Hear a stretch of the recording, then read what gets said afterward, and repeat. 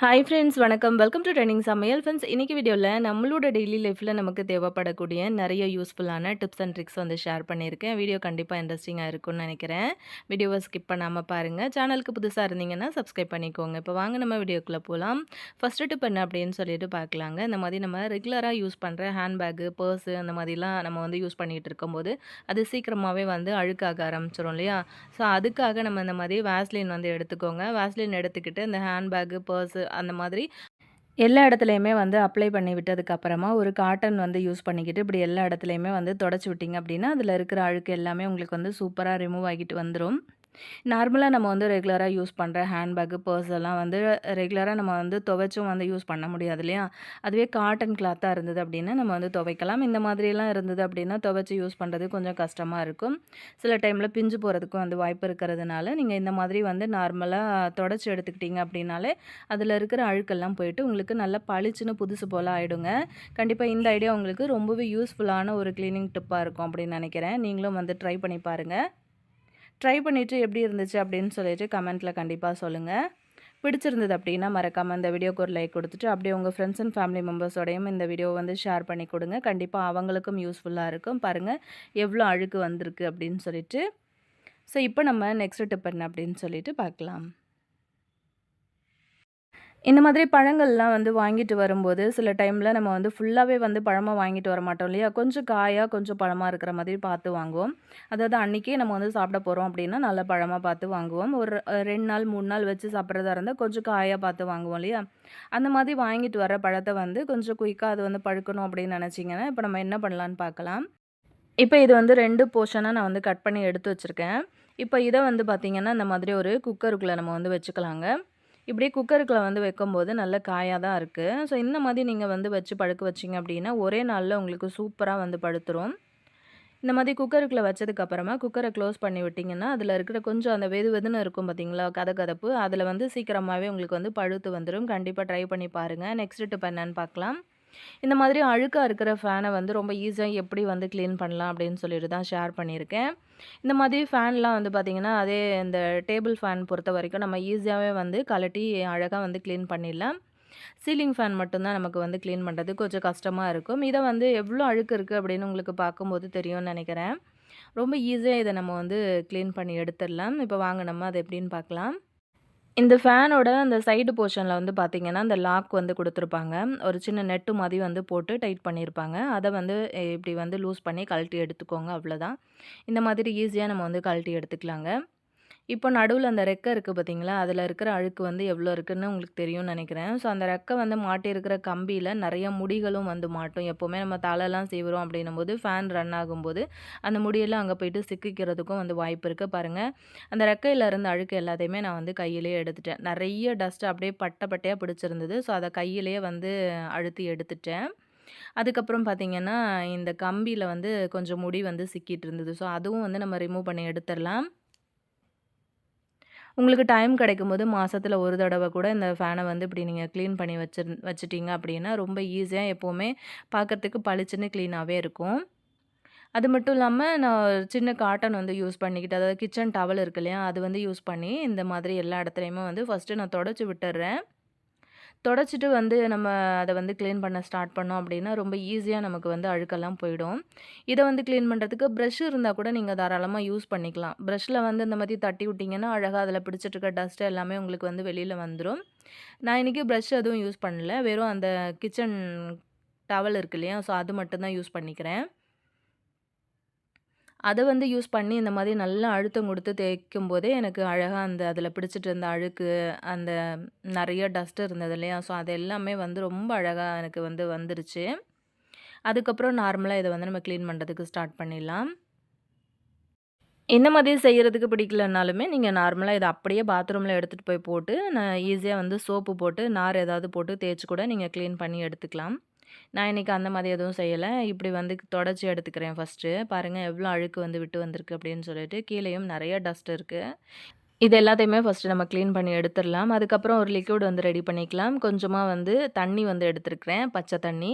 அதில வந்து பார்த்தீங்கன்னா, கொஞ்சமா கோல்கேட் பேஸ்ட் வந்து ஆட் பண்ணிக்கோங்க. அது கூட 2லேருந்து 3 மூடி அளவுக்கு வினிகர் வந்து சேர்த்துக்கோங்க. இது எல்லாத்தையும் சேர்த்ததுக்கு அப்புறமா, அந்த பேஸ்ட் வந்து பார்த்திங்கன்னா, நார்மலா நமக்கு கரையாது. அதனால கை வச்சு நல்லா இந்த மாரி கரைச்சி விட்டுக்கோங்க. இந்த ஒரு லிக்விட் மட்டும் யூஸ் பண்ணிக்கிட்டு, அழகா நம்ம இன்னைக்கு அந்த ஃபேன சூப்பரா தொடச்சு எடுத்துடலாம் பளபளன்னு. இந்த மாதிரி சாஃப்ட்டா இருக்கிற ஸ்பாஞ்ச் வந்து எடுத்திருக்கேன். இப்ப அந்த ரெக்கை இருந்தது இல்லையா? ஸோ அந்த ரெக்கையில வந்து பார்த்தீங்கன்னா, இந்த மாதிரி வந்து அப்ளை பண்ணி தேய்ச்சு விட்டுருங்க. நம்ம ஆல்ரெடி வந்து அத கிளீன் பண்ணிட்டோம் இல்லையா?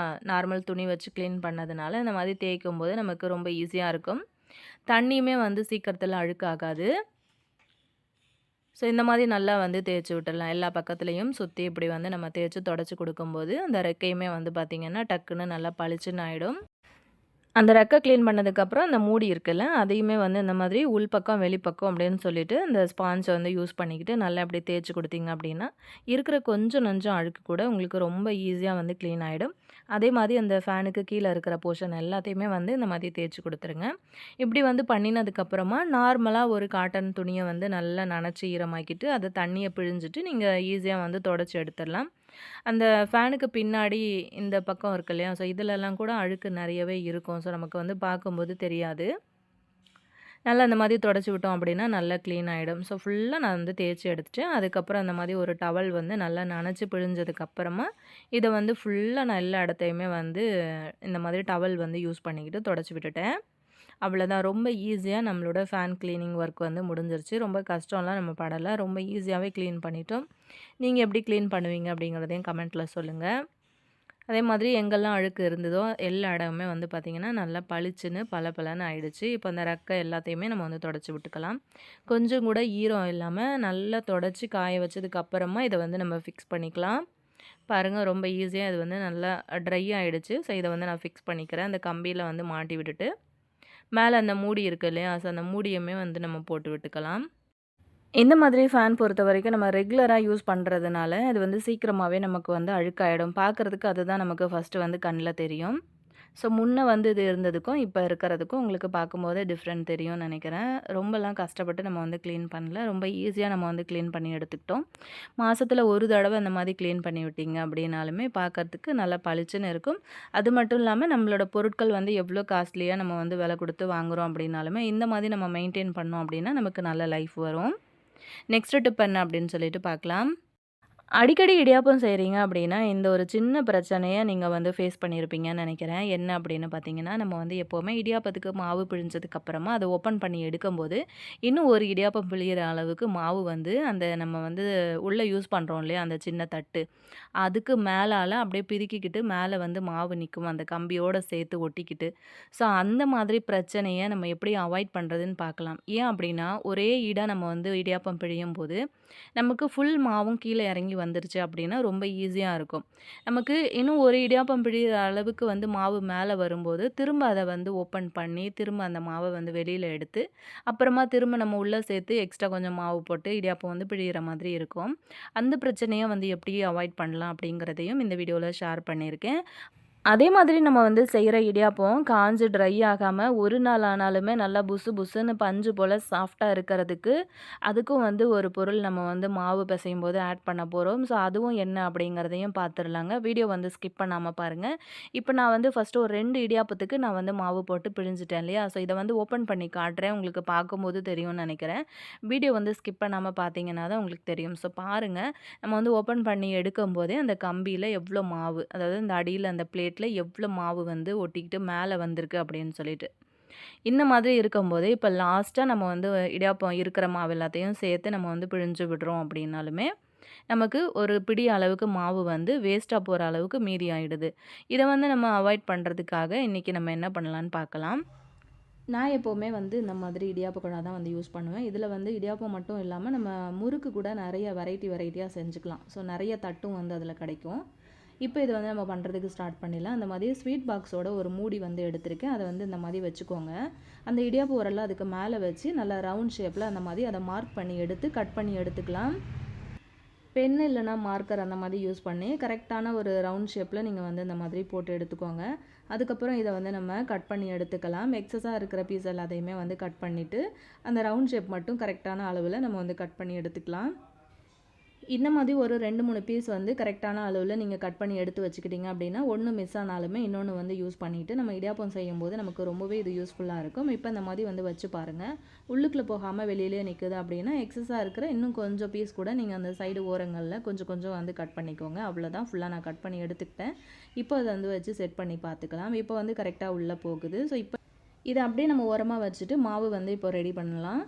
மாவு வந்து ரெடி பண்ணுறதுக்கு பார்த்தீங்கன்னா, ஸ்டவ் ஆன் பண்ணி ஒரு பேன் அடுப்பில் வச்சுருக்கேன். நல்லா ஹீட் ஆனதுக்கப்புறமா ஒரு 1½ டம்ளர் அளவுக்கு நான் வந்து தண்ணி சேர்த்துக்க போகிறேன். இதே டம்ளரில் 1 டம்ளர் அளவுக்கு நான் வந்து கடையில் வாங்கின இடியாப்ப பச்சரிசி மாவு தான் வந்து யூஸ் பண்ணியிருக்கேன். ஸோ அதனால் 1 டம்ளர் இடியாப்ப மாவு எடுக்கிறீங்க அப்படின்னா, நீங்கள் வந்து 1.25லேருந்து 1½ டம்ளர் அளவு வரைக்கும் கூட தாராளமாக தண்ணி வந்து எடுத்துக்கலாம். அது வந்து கரெக்டாக இருக்கும். இப்போது ஒரு முக்கியமான பொருள் இதில் ஆட் பண்ணிக்க போகிறோன்னு சொன்னேன் இல்லையா? இது என்ன அப்படின்னு பார்த்தீங்கன்னா, ஒரு 2 ஸ்பூன் அளவுக்கு கார்ன்ஃப்ளவர் மாவு வந்து ஒரு கிண்ணத்தில் வந்து தனியாக சேர்த்துக்கிறேன். 1 ஸ்பூன்லேருந்து 2 ஸ்பூன் வரைக்கும் கார்ன் மாவு எடுத்துக்கோங்க. அதே மாதிரி ஒரு 2 ஸ்பூன் அளவுக்கு தண்ணி சேர்த்து நல்லா தண்ணியை கரைச்சிக்கோங்க கட்டி இல்லாமல். இதை தான் நம்ம வந்து ஃபஸ்ட்டு அந்த இடியாப்பம் ரெடி பண்ணக்கூடிய அந்த தண்ணியில் நம்ம வந்து மிக்ஸ் பண்ணி ரெடி பண்ண போகிறோம். இந்த மாதிரி கார்ன் மாவு வந்து சேர்த்துக்கிட்டு நீங்கள் இடியாப்பத்துக்கு மாவு பிசைஞ்சிங்க அப்படின்னா, உங்களோட இடியாப்பம் வந்து ஒரு நாள் ஆனாலுமே காஞ்சு ட்ரை ஆகாமல் நல்லா சாஃப்டாக பஞ்சு போலயே இருக்கும். அவ்வளோதாங்க, இந்த தண்ணி வந்து சூப்பராக ரெடி ஆகிடுச்சு. இப்போ நமக்கு வந்து இடியாப்பத்துக்கு நம்ம வந்து வச்சுருக்கோம் இல்லையா தண்ணி, அது வந்து ரொம்ப தளதளன்னுலாம் கொதித்து வரணும்லாம் அவசியம் கிடையாது. நம்ம மாவு வந்து பிசையும் போது தண்ணி வந்து ஊற்றுவோம் இல்லையா, அந்த சூட்டுக்கு வந்துச்சு அப்படின்னாலே போதும். இப்போ தேவையான அளவுக்கு உப்பு வந்து சேர்த்துருக்கேன். இப்போ நம்ம கரைச்சி எடுத்து வச்சுருக்கிற கார்ன்ஃப்ளவர் மாவை வந்து உள்ளே சேர்த்துக்கலாம். இந்த மாதிரி ஊற்றி விட்டுட்டு ஒரு கிண்டு வந்து கிண்டி விட்டுருங்க. அவ்வளோதான். இப்போ வந்து அப்படியே ஸ்டவ் வந்து ஆஃப் பண்ணிவிடுங்க. ஆல்ரெடி தண்ணி வந்து சூடாக தான் இருக்கும். ஸ்டவ் வந்து அப்படியே ஆஃப் பண்ணி விட்டுட்டு இந்த மாவை அப்படியே அந்த தண்ணிக்குள்ளேயே வந்து வச்சு இப்படியே மிக்ஸ் பண்ணிக்கோங்க கரண்டி வச்சு. இந்த மாதிரி மிக்ஸ் பண்ணினதுக்கப்புறமா நீங்கள் வந்து அதாவது நிறைய பேர் வந்து பார்த்திங்க அப்படின்னா, அந்த மாவு வந்து சட்டியில் ஒட்டுற அளவுக்குமே போட்டு அதை கிண்டுன்னு கிண்டுவாங்க. அந்த மாதிரி எதுவும் கிண்ட வேண்டாம். நீங்கள் இந்த மாதிரி தண்ணியில் போட்டதுக்கப்புறமா இந்த மாதிரி ஒரு 2 கிளறி விட்டுருங்க. அதை தண்ணியில் கொட்டும் போதே வந்து ஸ்டவ் வந்து ஆஃப் பண்ணிவிடுங்க. இதை அப்படியே ஒரு மூடி போட்டு நம்ம இதை வந்து மூடி வச்சிடலாம். இந்த மாவு வந்து கை பொறுக்கிற சூடு வர்ற வரைக்கும் அப்படியே நம்ம ரெஸ்ட்டில் விட்டுடலாம். அதே மாதிரி மாவு வந்து ரொம்ப ட்ரையாகவும் இருக்கக்கூடாது. அதாவது நம்ம சப்பாத்திக்கெலாம் மாவு பிசைவோம்ல, ஸோ அந்த மாதிரி கண்டிஷன்லையும் இருக்கக்கூடாது. அதை விட கொஞ்சம் லூஸாக இருக்கணும். அதுக்காக தான் நம்ம வந்து தண்ணி ஒரு 1½ டம்ளர் அளவுக்கு நம்ம வந்து தண்ணி சேர்த்தோம். அதே மாதிரி ஒரு 2 ஸ்பூன் அளவுக்கு எக்ஸ்ட்ரா நம்ம கார்ன் மாவுலையும் வந்து தண்ணி மிக்ஸ் பண்ணி வந்து சேர்த்துருந்தோம் இல்லையா, அது வந்து நமக்கு கரெக்டான ஒரு பதத்தில் கிடைக்கும். இப்போ வந்து மாவு நான் ஒரு 10 நிமிஷத்துலேருந்து 15 நிமிஷம் வரைக்கும் நான் மூடியே வச்சுருந்தேன். இப்போ ஓப்பன் பண்ணி பார்த்துட்டு லைட்டாக அந்த மாவில் வந்து எண்ணெய் அப்ளை பண்ணிக்கோங்க. கையிலையும் வந்து லேசாக ஆயில் வந்து அப்ளை பண்ணிவிட்டு இந்த மாதிரி மாவை வந்து லைட்டாக வந்து பிசைஞ்சு கொடுத்துருங்க. அவ்வளோதான், மாவு வந்து ரெடி ஆகிடுச்சு.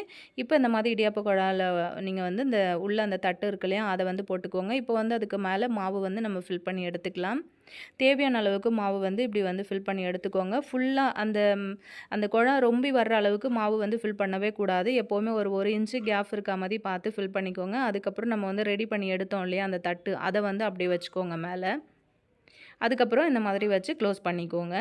இந்த மாதிரி வச்சதுக்கப்புறமா நம்ம வந்து இப்போ இடியாப்பம் பிழியறதுக்கு ஸ்டார்ட் பண்ணிடலாம். நான் வந்து வீடியோ எந்த இடத்துலையுமே வந்து கட் பண்ணலை. ஸோ அப்படியே தான் வந்து விட்டுருக்கேன். ஸ்கிப் பண்ணாமல் பார்த்தீங்க அப்படின்னா தான் உங்களுக்கு வந்து தெரியும். ஸோ ஃபுல்லாக நம்ம வந்து பிழிஞ்சு எடுத்துக்கலாம். இப்போ ஒரு தடவை வந்து நம்ம குழாயில் ஃபில் பண்ணுற மாவு வந்து எனக்கு பார்த்திங்கன்னா ஒரு 3லேருந்து 4, 5 இடியாப்பம் பிழிகிற அளவுக்கு கூட எனக்கு வரும். ஸோ மாவு வந்து சீக்கிரம் காலியாகணுங்கிறதுக்காக கொஞ்சம் பெருசாக, அதாவது நிறைய நான் வந்து பிழிஞ்சு விட்டுருந்தேன். அவ்வளோதான், ஃபுல்லாக நம்ம வந்து பிழிஞ்சு எடுத்துட்டோமா. இப்போ இதை வந்து நம்ம ஓப்பன் பண்ணி பார்க்கலாம். இந்த மாதிரி செய்யும்போது நமக்கு ரொம்ப ஈஸியாக இருக்குங்க. ஒரு தடவை வந்து நம்ம ஃபில் பண்ணுற மாவு கரெக்டாக நமக்கு வந்து இடியாப்பம் பிழியறதுக்கு கரெக்டாக வந்துடும். அதிகமாக மாவு வந்து மேலே வரவும் இல்லை. உங்களுக்கு பார்க்கும்போது தெரியும்னு நினைக்கிறேன். முன்னாடி நம்ம வந்து ஒரு கைப்பிடி அளவுக்காச்சும் மாவு வந்து நமக்கு மேலே வந்துச்சு. ஆனால் இப்போ வந்து பார்த்திங்க அப்படின்னா எந்த அளவுக்கு வந்திருக்கு அப்படிங்கிறது உங்களுக்கே தெரிஞ்சிருக்கும். இப்போ பார்த்திங்கன்னா இப்போ அந்த மூடியும் வந்து பார்த்திங்கன்னா அடியில் போயிட்டு இப்படி வந்து செட் ஆகிடும். நம்ம நார்மலாக வந்து இடியாப்பத்துக்கு மாவு பிழியும் போது அந்த அடியில் போடுற அந்த சின்ன ஓட்டை அந்த தட்டு இருக்கு இல்லையா, அதுவுமே வந்து மேலே அந்த அச்சோடு சேர்த்து ஒட்டிக்கும். அதை வந்து பிரித்து எடுக்கிறதுக்கே நமக்கு கொஞ்சம் கஷ்டமாக தான் இருக்கும். டக்குன்னு அது வந்து எடுக்கிறதுக்கும் வராது. ஆனால் இப்படி செஞ்சிங்க அப்படின்னா ரொம்ப ஈஸியாகவும் உங்களுக்கு வேலை வந்து முடிஞ்சிடும். இப்போ இட்லி பாத்திரத்தில் நல்லா சூடாக தண்ணி வந்து வச்சுருக்கேன். தண்ணி கொதிச்சுட்டு இருக்கும்போது நம்ம பிழிஞ்சு எடுத்த இடியாப்பத்தை எல்லாத்தையுமே வந்து உள்ளுக்குள்ளே சேர்த்துக்கலாம். ஒரு 5 நிமிஷம் நல்லா வெந்ததுக்கப்புறமா அது ஓப்பன் பண்ணி எடுத்துடலாங்க. நல்லா சாஃப்டாக புசு புசுன்னு வெந்து வந்திருக்கு. சாப்பிட்றதுக்கும் நல்ல டேஸ்ட்டாக இருந்தது. நிறைய பேர் நினைப்பீங்க கார்ன்ஃப்ளவர் மாவு வந்து சேர்த்துருக்கிறதுனால நமக்கு வந்து இடியாப்பத்தில் ஏதாவது டேஸ்ட்டு வந்து டிஃப்ரெண்ட் தெரியுமா அப்படின்னு. கண்டிப்பாக எந்த ஒரு டிஃப்ரெண்ட்டுமே வந்து தெரியாது.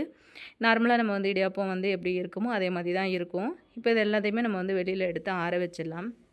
உங்களுக்கு பார்க்கும்போது தெரியும்னு நினைக்கிறேன் எப்படி வந்து வந்திருக்கு அப்படின்னு சொல்லிட்டு.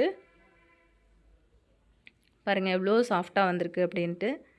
கண்டிப்பாக நார்மலாக நம்ம வந்து செய்கிற இடியாப்பத்தை விட நீங்கள் இந்த மாதிரி வந்து கார்ன் மாவு வந்து கொஞ்சமாக உங்களுக்கு பிடிக்கல அப்படின்னா ஒரு அரை ஸ்பூன்லேருந்து 1 ஸ்பூன் வரைக்கும் கூட நீங்கள் வந்து கொஞ்சமாக கூட சேர்த்துக்கோங்க. நல்ல சாஃப்டாக இருக்கும். இது வரைக்கும் நீங்கள் இந்த மாதிரி ட்ரை பண்ணலன்னா ஒரு தடவை வந்து ட்ரை பண்ணி பாருங்கள். இந்த மாதிரி வந்து ரெடி பண்ணும்போது நமக்கு ஒரு நாள் ஆனாலுமே நம்மளோட இடியாப்பம் வந்து காஞ்சு ட்ரை ஆகாமல் நல்லா சாஃப்டாகவே இருக்குங்க புசு புசுன்னு. பாருங்கள் எவ்வளோ சாஃப்டாக இருக்குது அப்படின்னு சொல்லிட்டு. கண்டிப்பாக இந்த ஐடியா உங்களுக்கு ரொம்பவே யூஸ்ஃபுல்லாகவும் பிடிச்சும் இருக்கும்னு நினைக்கிறேன். அப்படியே அந்த வீடியோக்கு ஒரு லைக் கொடுத்துருங்க. அப்படியே உங்கள் ஃப்ரெண்ட்ஸ் அண்ட் ஃபேமிலி மெம்பர்ஸோடையும் வந்து ஷேர் பண்ணிக்கோங்க. இப்போ இடியாப்பம் அப்படின்னாலே தேங்காய் பால் தான் நிறைய பேர் வந்து சேர்த்து சாப்பிடுவாங்க.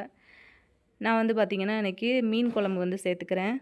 இடியாப்பத்துக்கும் மீன் குழம்புக்கும் செம்ம சூப்பரான ஒரு காம்பினேஷன். சூப்பராக இருந்துச்சுங்க. செம்ம டேஸ்ட்டாக இருந்தது. இந்த ஐடியா பிடிச்சிருந்ததுன்னா அப்படியே உங்கள் ஃப்ரெண்ட்ஸ் அண்ட் ஃபேமிலி மெம்பர்ஸோடையும் வந்து இந்த வீடியோவை வந்து ஷேர் பண்ணிக்கோங்க.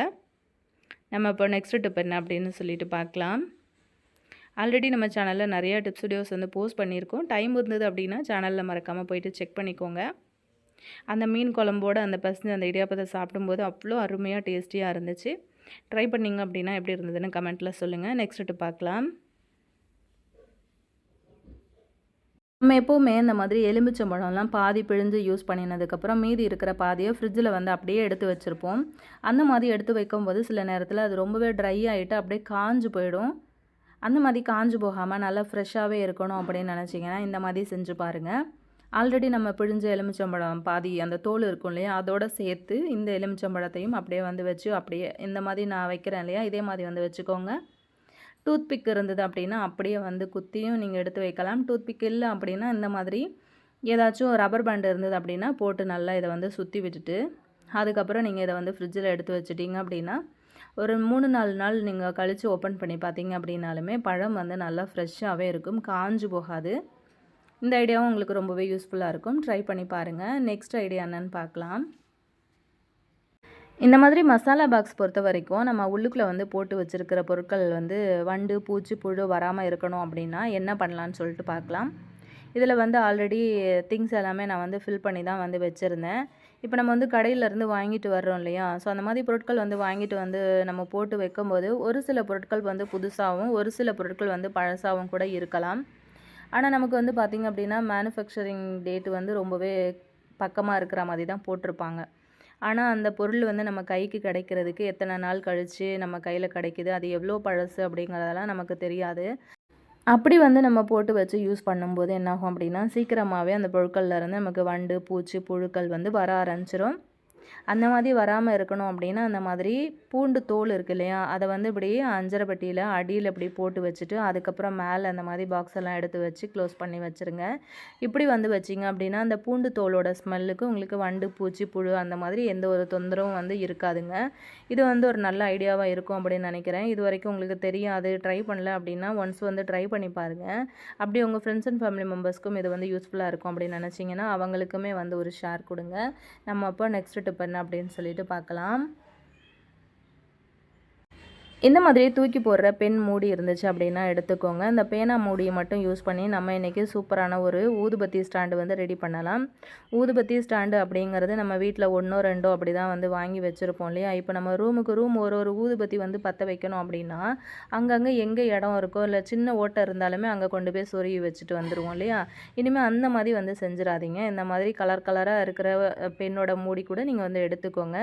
டபுள் சைடு டேப்பு வந்து சின்னதாக வந்து இந்த மாதிரி அதுக்கு மேலே கட் பண்ணி ஒட்டிக்கோங்க. இப்போ நம்ம வந்து ஊதுபத்தி அந்த மாதிரி ஏற்றி வச்சுக்கலாம். இந்த மாதிரி ஏற்றினதுக்கப்புறமா நம்ம அந்த ஸ்டாண்டை உங்களுக்கு வந்து எந்த இடத்துலலாம் நீங்கள் வந்து ஊதுபத்தி ரெகுலராக பற்ற வைப்பீங்களோ அந்த இடத்துலலாம் கொண்டு போயிட்டு செவுத்தில் இதை வந்து ஒட்டி வச்சுக்கோங்க. நம்ம டபுள் சைடு டேப் வந்து போட்டு ஒட்டி வைக்கிறதுனால நமக்கு வந்து கீழெல்லாம் விழுகாது, நல்லா ஸ்ட்ராங்காகவே வந்து ஒட்டி பிடிச்சிக்கும். அப்படி இல்லைன்னா செவுத்தில், அப்படி இல்லைன்னா ஜன்னல் ஓரங்களில் கூட நீங்கள் வந்து உள்பக்கமாக ஒட்டி வச்சுக்கோங்க. ஒட்டினதுக்கப்புறமா இந்த மாதிரி நம்ம ஏற்றி வைக்கிற ஊதுபத்தி எடுத்துகிட்டு போயிட்டு அந்த பெண்ணோட மூடிக்குள்ளே இந்த மாதிரி வந்து சொருகி வச்சுருங்க. இப்படி வந்து வைக்கும்போது உங்களுக்கு எல்லா ரூம்லேயுமே வந்து ஊதுபத்தி வந்து பற்ற வச்ச மாதிரியும் இருக்கும். அதே மாதிரி பார்க்குறதுக்கும் ரொம்ப அழகாக இருக்கும். ஒரு சிலர் வந்து நினைப்பீங்க, இந்த மாதிரி நம்ம செவுத்துல அப்படி ஏற்றி வைக்கும்போது செவுத்துல அந்த கரி ஏதாவது பிடிச்சிருமோ, புகை பிடிச்சிருமோ அப்படின்னு நினைப்பீங்க. அந்த மாதிரிலாம் எந்த ஒரு கஷ்டமும் இல்லைங்க. அந்த மாதிரி எந்த ஒரு பிரச்சனையும் உங்களுக்கு வந்து வராது. அடியில் அணைஞ்சு போகிற வரைக்குமே உங்களுக்கு நல்ல அழகாக அது வந்து எரிஞ்சு அந்த புகை வந்துட்டே இருக்கும். அதே மாதிரி உங்களுக்கு வந்து அந்த கரி அந்த மாதிரியான பிரச்சனையும் வந்து செவுத்துலலாம் பிடிக்கவே பிடிக்காது. இப்போ இது வந்து எரிஞ்சும் நல்லா அணைஞ்சும் போயிடுச்சு. இப்போ உங்களுக்கு வந்து பாருங்கள், பார்க்கும்போது நல்லா தெரியும்னு நினைக்கிறேன். செவுருமே வந்து நல்லா க்ளீனாகவே இருக்குது. கண்டிப்பாக இந்த ஐடியா ஒரு சின்ன ஐடியாவாக இருந்தாலுமே உங்களுக்கு வந்து நல்ல யூஸ் ஆகும். ட்ரை பண்ணி பாருங்கள். நெக்ஸ்ட் டிப் என்ன அப்படின்னு சொல்லிட்டு பார்க்கலாம். உங்கள் வீட்டில் வந்து கரையான் தொல்லை வந்து அதிகமாக இருக்குது அப்படின்னா கண்டிப்பாக இந்த ஐடியா வந்து ட்ரை பண்ணி பாருங்கள். கிராம்பு ஆயில் அப்படின்னு சொல்லிட்டு உங்களுக்கு நாட்டு மருந்து கடைகளில் கிடைக்கும். கிடச்சிது அப்படின்னா நீங்கள் ஆயிலை வந்து வாங்கி கொஞ்சமாக தண்ணியில் கலந்துட்டு அப்புறமா வந்து ஸ்ப்ரே பண்ணி விடுங்க. அப்படி கிடைக்காத பட்சத்தில் வீட்டில் இருக்கிற கிராம்பு மட்டும் இந்த மாதிரி யூஸ் பண்ணிக்கோங்க. ஒரு 5-6 கிராம்பு மட்டும் நான் எடுத்து இந்த மாதிரி பொடி பண்ணி எடுத்திருக்கேன். பொடி பண்ணி எடுத்த கிராம்பில் வந்து பார்த்திங்கன்னா ஒரு கிண்ணத்தில் கொட்டிக்கிட்டு இதில் வந்து கொஞ்சமாக வந்து தண்ணி ஊற்றி விட்டுருங்க. இப்போ கரையான் பொறுத்த வரைக்கும் பார்த்திங்க அப்படின்னா ஒரு இடத்துல வர ஆரம்பிச்சிருச்சு அப்படின்னும்போது அது வீடு ஃபுல்லாகவே நம்ம வந்து வாங்கி வச்சுருக்கிற மர சாமான்லேருந்து கட்டில், பீரோ அந்த மாதிரி எல்லா இடங்கள்லையுமே வந்து பரவ ஆரம்பிச்சிருச்சு அப்படின்னா அது எல்லாத்தையுமே வந்து ஃபுல்லாகவே அரிச்சிரும். இப்போ பார்த்திங்கன்னா அந்த கிராம்பு வந்து அந்த தண்ணியோட மிக்ஸ் ஆகிட்டு அந்த எசன்ஸ் எல்லாம் ஃபுல்லாக இறங்கி அந்த தண்ணியோட கலருமே வந்து நல்லா மாறி வந்துருச்சு. இப்போ இதை வந்து நம்ம தனியாக ஃபில்டர் பண்ணி எடுத்துக்கலாம். டைம் இருந்தது அப்படின்னா முதல் நாள் நைட்டு கூட நீங்கள் கிராம்பை வந்து ஊற வச்சுட்டு அதுக்கப்புறம் நீங்கள் அரைச்சிங்க அப்படின்னாலும் நல்லா இன்னுமே உங்களுக்கு வந்து நல்லா மாவாக அரைஞ்சி வரும். பார்த்திங்கன்னா உங்களுக்கு தெரியும். நல்லா அந்த மாதிரி ஒரு ஃபில்டர் யூஸ் பண்ணி அந்த தண்ணியை மட்டும் நம்ம வந்து வடிகட்டி எடுத்துக்கலாம். இப்போ இது சூப்பராக நமக்கு வந்து ரெடி ஆகிடுச்சு. இதை வந்து நம்ம ஒரு ஸ்ப்ரே பாட்டிலில் வந்து மாற்றிக்கலாம். நான் இன்றைக்கி வந்து பார்த்திங்கன்னா தண்ணி எதுவுமே மிக்ஸ் பண்ணலை, வெறும் அந்த தண்ணி மட்டும்தான் வந்து சேர்த்துருக்கேன். இந்த மாதிரி வந்து தண்ணியை ஸ்ப்ரே பாட்டிலில் சேர்த்ததுக்கப்புறமா உங்களுக்கு வந்து கரையான் தொந்தரவு வந்து எந்த இடங்கள்லாம் இருக்குது அப்படிங்கிறத பார்த்து அந்த இடங்கள் எல்லாத்துலேயுமே இந்த தண்ணியை வந்து ஸ்ப்ரே பண்ணி விட்டுருங்க. இந்த கிராம்பு தண்ணியோட வாசனைக்கு உங்களுக்கு கரையான் வந்து வரவே வராது. இப்போ வருமுன் காப்போம் அப்படின்லாம் சொல்லுவாங்க இல்லையா? ஸோ அதனால் உங்களுக்கு இந்த மர சாமான்கள், இந்த பீரோ, கட்டில் இந்த மாதிரி இடங்களில் கூட இப்படி வந்து அந்த தண்ணியை ஸ்ப்ரே பண்ணி விட்டுருங்க. முன்னாடியே வந்து பண்ணி விட்டுட்டிங்க அப்படின்னாலும் அதில் வர மாதிரி இருந்தால் கூட உங்களுக்கு வந்து கரையான் அரிப்பு வந்து வரவே வராது. நான் பார்த்திங்கன்னா ட்ரெஸ்ஸிங் டேபிள் எல்லாமே வந்து மரத்தில் இருக்கிறதுனால ஸோ அது எல்லாத்துக்குமே வந்து ஸ்ப்ரே பண்ணி விட்டுருக்கேன். அதே மாதிரி பசங்களோட அந்த டேபிள் அதெல்லாம் இருக்கும் இல்லையா? எல்லா இடங்கள்லையும் இந்த மாதிரி ஸ்ப்ரே பண்ணி விடும்போது நமக்கு கரையான் தொந்தரவு வந்து கண்டிப்பாக இருக்கவே இருக்காது. கண்டிப்பாக நீங்களுமே வந்து ட்ரை பண்ணி பாருங்கள். இன்றைக்கி ஷேர் பண்ணின வீடியோ உங்களுக்கு ரொம்பவே யூஸ்ஃபுல்லாகவும் பிடிச்சும் இருக்கும் அப்படின்னு நினைக்கிறேன். பிடிச்சிருந்தது அப்படின்னா மறக்காமல் இந்த வீடியோக்கு ஒரு லைக் கொடுத்துருங்க. அப்படியே உங்கள் ஃப்ரெண்ட்ஸ் அண்ட் ஃபேமிலி மெம்பர்ஸோடையும் வந்து இந்த வீடியோ வந்து ஷேர் பண்ணிக்கோங்க. வீடியோ பிடிச்சிருந்தது அப்படின்னா மறக்காமல் சேனலையுமே வந்து சப்ஸ்கிரைப் பண்ணிவிட்டு வீடியோவை லைக் பண்ணிக்கோங்க. நெக்ஸ்ட் இதே மாதிரி இன்ட்ரெஸ்டிங்கான யூஸ்ஃபுல்லான நல்ல பதிவில் நான் உங்களை திரும்ப மீட் பண்ணுறேன் ஃப்ரெண்ட்ஸ். தேங்க்யூ.